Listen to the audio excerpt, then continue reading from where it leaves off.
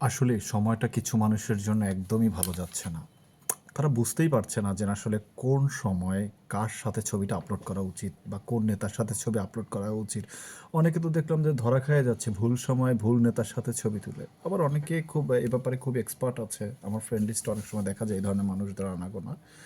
যে তারা সকালে হয়তোবা আওয়ামী লীগের সাথে আওয়ামী লীগের নেতার সাথে ছবি তুলে, বিকালে বিএনপির নেতার সাথে ছবি তুলে, রাত্রে হয়তোবা ইসলামিক পোস্ট দিয়ে ঘুমিয়ে পড়ে। তো মানে আমার আমার তাদের জন্য আসলে আমার মনে হয় কি তারা এরকমটা করে। তাদের গ্যালারিতে সকল ধর্মের, সকল রাজনৈতিক বা সকল সংগঠনের ছবি, নেতাদের ছবি আছে।